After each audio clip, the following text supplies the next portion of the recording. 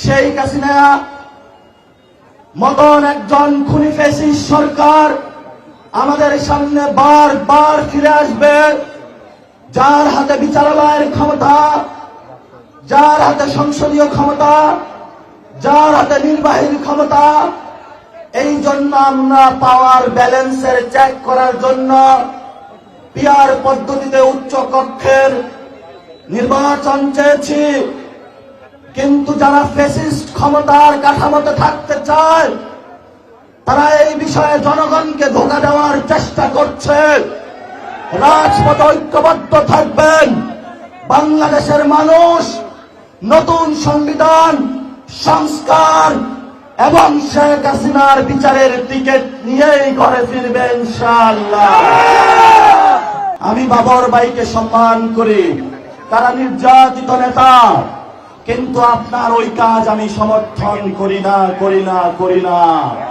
কারণ আপনার এই কাজের কারণে বিএনপি ক্ষমতায় আসতে পারে নাই। হাসিনার মতন একজন খুনি ফ্যাসিস্ট ক্ষমতায় এসেছিল। গত 15 বছরে যারা বিএনপির নেতা কর্মী নির্যাতিত হয়েছিল, আমার ভাইদের উপর রক্ত চালিয়েছিল, গুলি চালিয়েছিল, এর জন্য ইতিহাসের কাঠ গড়ায় আপনিও দায়ী থাকবেন।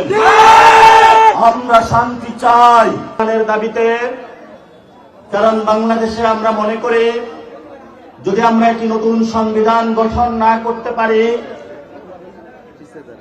তাহলে বাংলাদেশে খুনি হাসিনা এবং ফ্যাসিস্ট সরকার বারবার ফিরে আসবে।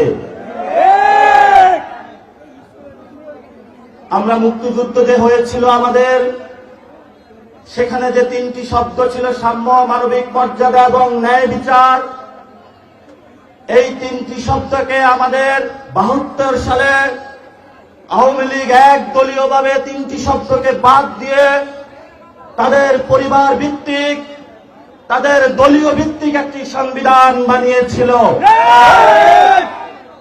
এবং এই সংবিধানে ভারতীয় এজেন্ডা বাস্তবায়নে তারা গত 50 বছর ধরে বাংলাদেশের মুসলমানদেরকে নিপীড়ন করেছে, আলেম সমাজদেরকে জঙ্গি তকমা দিয়েছিল,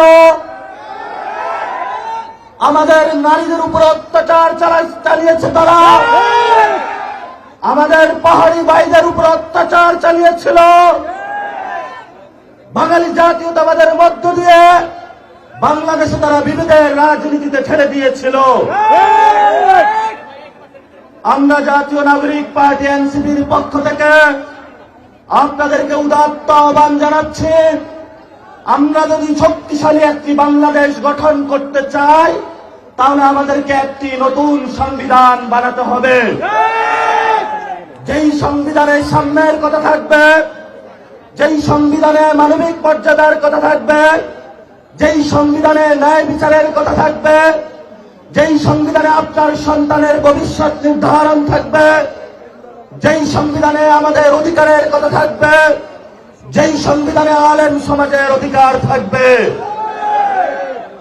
আমাদের অসংখ্য ভাইকে শহীদ করা হয়েছে, তারা বিডিআর হত্যাকাণ্ড ঘটিয়েছিল, তারা শাপলার ম্যাসাকার ঘটিয়েছিল, তারা বিএনপির অসংখ্য নেতা কর্মীর হত্যাকাণ্ড তারা ঘটিয়েছিল, জামাতের অসংখ্য নেতা কর্মীকে তারা গুম করেছিল। এই সকল হত্যাকাণ্ডের আমরা বিচার চাই। আমরা সকল দল, বিএনপি জামাত থেকে শুরু করে যারা বিভিন্ন সময় কোন দল করে নাই, রাতে রাডারে খাট থেকে বাংলাদেশের খুনি বাহিনী তাদেরকে নিয়ে গিয়েছিল, জেলে ভরেছিল, লাশ সাগরে ভাসিয়ে দিয়েছিল। আমরা তাদের বাংলার মাটিতে বিচার করব ইনশাআল্লাহ। আপনারা জানেন বর্তমান বাংলাদেশে আমাদের যে সংসদীয় ব্যবস্থা রয়েছে, শেখ হাসিনা মতন একজন খুনি ফ্যাসিস্ট সরকার আমাদের সামনে বারবার ফিরে আসবে, যার হাতে বিচারালয়ের ক্ষমতা, যার হাতে সংসদীয় ক্ষমতা, যার হাতে নির্বাহীর ক্ষমতা। এই জন্য আমরা পাওয়ার ব্যালেন্সের চেক করার জন্য পিআর পদ্ধতিতে উচ্চ কক্ষের নির্বাচন চেয়েছি।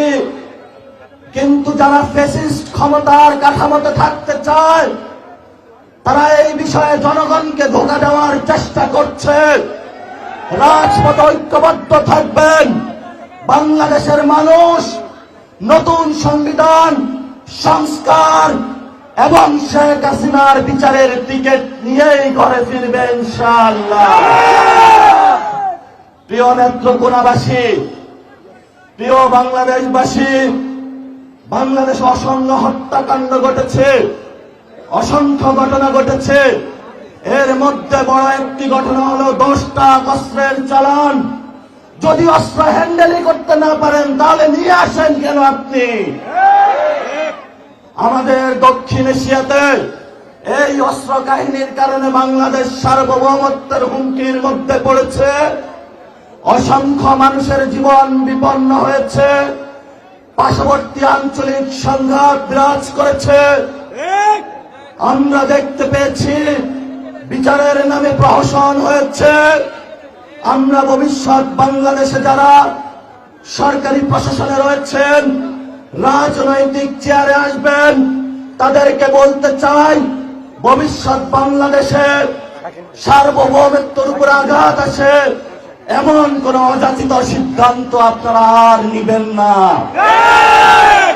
আমি বাবর ভাইকে সম্মান করি, তারা নির্যাতিত নেতা, কিন্তু আপনার ওই কাজ আমি সমর্থন করি না। কারণ আপনার এই কাজের কারণে বিএনপি ক্ষমতায় আসতে পারে নাই। হাসিনার মতন একজন খুনি ফ্যাসিস্ট ক্ষমতায় এসেছিল।